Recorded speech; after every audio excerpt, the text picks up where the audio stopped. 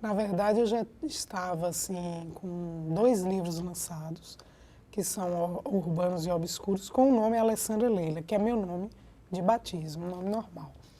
É Alessandra Leila Borges Gomes. Como é um nome longo, e eu nunca ficava satisfeita com nenhum corte, assim, nem Alessandra Gomes, nem Alessandra Borges, nem Leila Gomes, nem Leila Borges.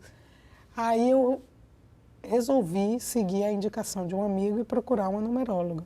Então ela diminuiu a Alessandra e manteve o Leila. E aí na hora eu pedi à astróloga para fazer a contagem desse nome, desse apelido. E aí ela disse, é perfeito, essa sua amiga é uma bruxa. E aí Cristiane Veiga ficou minha madrinha e eu gostei desse nome. O nome ficou muito sonoro e curto. O grupo que me conhece por Alex é 5, 6 vezes maior do que o que me conhecia por Alessandra. E ela falou isso na numerologia, que era um nome que abriria muito Sagitário no meu mapa, que eu tenho 4 planetas em Sagitário, e que isso tornaria muito visível. Olha, eu não saí de Bom Jesus da Lapa diretamente para Salvador. Na verdade, eu fiz um pequeno desvio. Eu saí de Bom Jesus da Lapa com 17 anos, casada, e fui morar em Aracaju, porque o meu companheiro trabalhava em rádio em Aracaju, rádio e TV. Então eu fiquei em Aracaju assim, uns 2 anos, depois fomos para Maceió, sempre acompanhando. E em Maceió o casamento acabou, eu então decidi que eu estava morando em cidades, na verdade, até que eu gostei de morar, mas que eram cidades para onde eu tinha ido em função do casamento. Não era minha escolha. E eu queria morar em Salvador, das cidades que eu tinha opção para morar, eu preferia Salvador. Aí então vim morar definitivamente em Salvador a partir de 93, 94. Aqui em Salvador, uns 3 meses que eu havia chegado e me estabelecido, eu já tive uma publicação de um conto meu chamado Ruínas, que até hoje é inédito em livro, que saiu no Jornal à Tarde. Ficou aquele burburinho assim, né, na faculdade de letras, entre os amigos, entre as pessoas que escreviam, até porque eu não era conhecida. Então as pessoas ficam, quem será? Quem é essa pessoa? E escrever um conto tão forte, porque o conto já fala do desejo homossexual, e num jornal que não era um jornal que publicava geralmente contos dessa.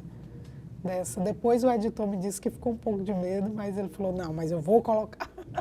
Urbanos foi um livro que eu escrevi logo que vim morar em Salvador. Eu era secretária de uma empresa de exportação no comércio e eu morava na Federação. Eu pegava aquele São Caetano ali, de manhã cedão, e sempre me chamava muita atenção o colorido da cidade, das pessoas. Eu tinha o hábito de ficar contando quem estava de lilás, quem estava de vermelho, quem estava no ônibus, porque era uma cidade muito cheia de coloridos, muito cheia de gestos, as pessoas abordam você com facilidade. E eu comecei, habituei a dar nomes de cores a personagens que iam irrompendo nessas manhãs, né? Eu anotava muito coisas através da janela, olhando pela janela e anotando impressões, falas soltas, imagens, que depois eu transformei nesse livro Urbanos. Na época eu fui inventando variações para as cores, adjetivando, amarelo de casca de fruta. Tenho até um amigo meu que vive dizendo assim, que cores são essas, Alex? Vermelhinho? Na hora de escrever o livro, não sei por que me veio na cabeça que se eu deixar só Urbanos, que seria do incolor ao fosco, mesmo ele tendo essa proposta fechadinha, eu achei que era pouco. Aí eu fui procurar dentro dos outros contos que eu já possuía, já tinha escrito, mas que não faziam parte desse livro, que tivessem algum clima, uma atmosfera a ver com Urbanos. E aí selecionei mais alguns, que são Jaulas de Plástico, Porque Quem Não É Por Nós É Contra Nós, Dançarina e Novembros. Então eu já estreiei na literatura com um livro premiado e bancado, né? Eu não tive que me preocupar com isso. O lançamento, inclusive, foi uma efervescência. O livro era dado no lançamento, então quem tinha o convite não comprava o livro. Eu me lembro que a Fundação Caso Jorge Amado lotou. Eu criei Obscuros para essa coleção. Eu peguei 4 contos meus longos, densos, que têm em comum o tema da perda. Tem sempre alguém perdendo alguém, ou através da morte, ou através de uma separação brusca. E eu peguei esses 4 contos porque eles tinham todo esse clima denso. Eu já não queria mais aquela coisa do flash, da rapidez de Urbanos. Ao contrário de Urbanos, que você vê de fora, né, a imagem do personagem leva você a imaginar que sujeito ele é. Obscuros é o contrário, né, de você ter uma perspectiva de dentro para fora, que é a história de o sujeito é homossexual, ele morre viajando, indo para Paraty, e a partir dessa morte ele vai lembrando em flashback, não é um flashback arrumadinho, é um flashback cheio de idas e vindas mesmo. Ele vai lembrando da vida dele, das coisas que ele mais gosta, de episódios importantes e também episódios sui generis, assim. E eu me exercitei muito nos diálogos também, que era algo que já durante um tempo eu vinha percebendo que eu tinha uma facilidade. E aí eu comecei a trabalhar os diálogos no sentido de dividir um pouco a descrição, que é algo que eu não gosto muito, de me perder e ficar horas descrevendo lugar, pessoas.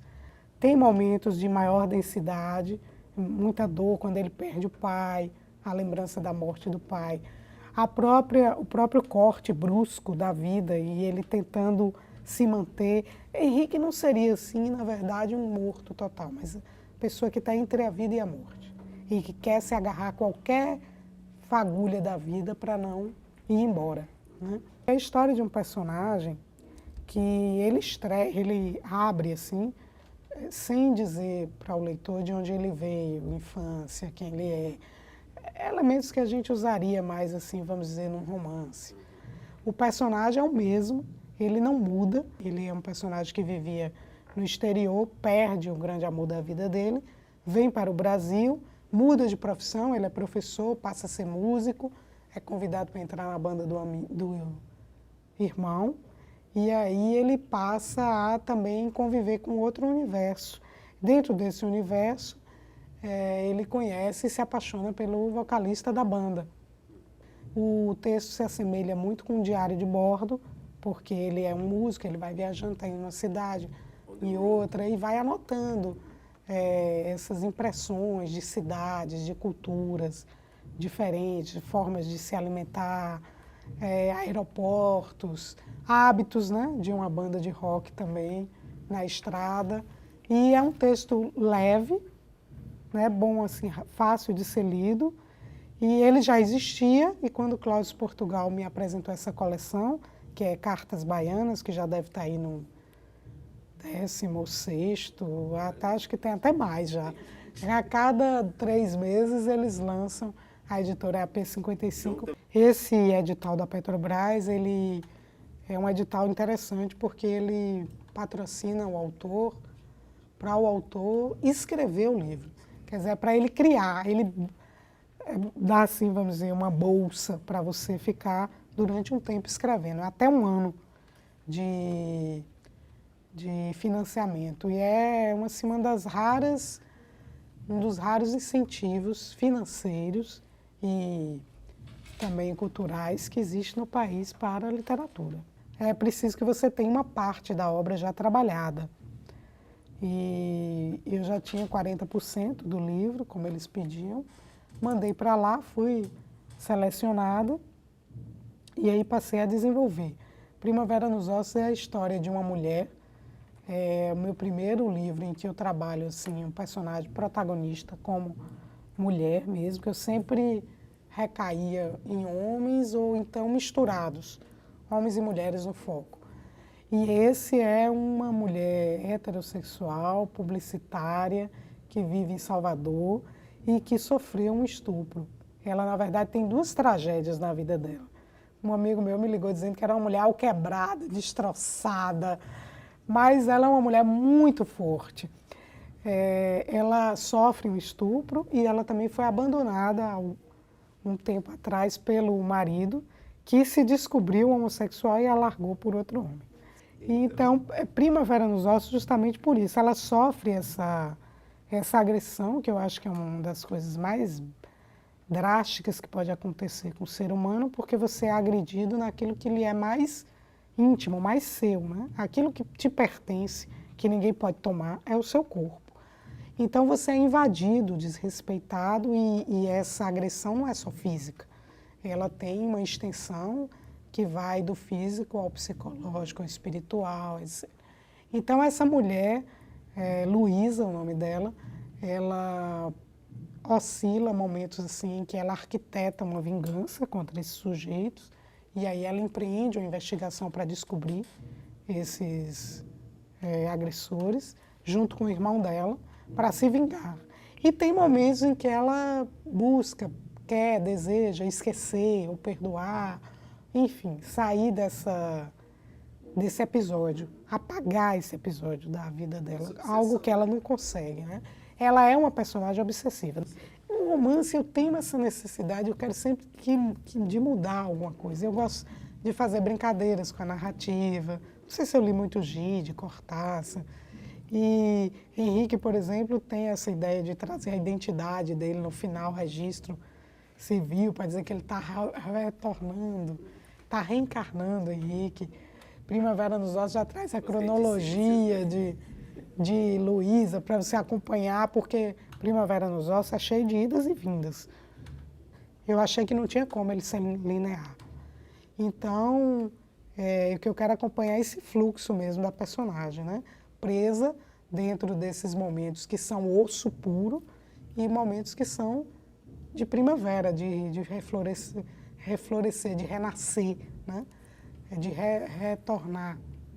Eu costumo separar, eu não gosto muito dessa ideia de ficar como professora aproveitando brechas para enfiar meus livros, meus contos, para forçar ninguém a ler.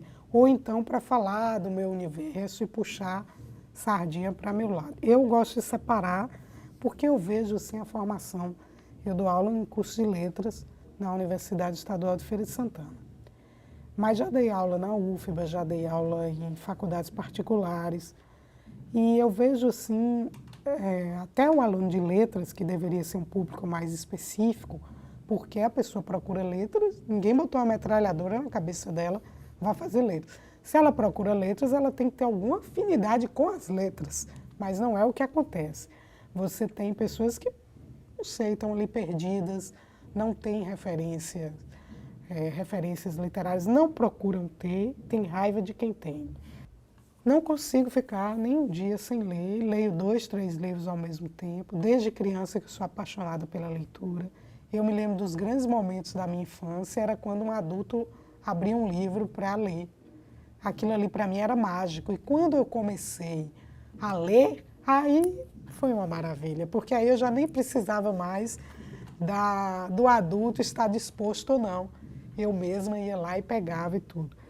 Eu não sei lhe dizer o que é necessário para o governo, para governos municipais, estaduais. O que eu sinto é que as atitudes, as ações em prol da leitura são coisas esparsas e pequenas. Elas não fazem parte de uma verdadeira crença, de uma verdadeira que a pessoa realmente tenha certeza de que o livro é importante, que ele abre espaços muito mais do que outras artes. Eu não vejo isso. Eu vejo as pessoas falando de livro, fazendo programas, querendo que as crianças leiam e elas não leem. E as crianças não são bobas, elas percebem isso. Eu estou lendo um livro de Cortázar que se chama Ensaio. É um romance que ele largou de mão e aí depois publicaram. Está meio assim, não revisado, cheio de alguns lapsos. E eu estou lendo também um livro de Inês Pedrosa, que eu ganhei de presente do meu marido, Fases Me Falta, que é um livro belíssimo. São os dois É, português. São os dois que eu estou lendo nesse momento. É Exame Final, o livro de Cortázar.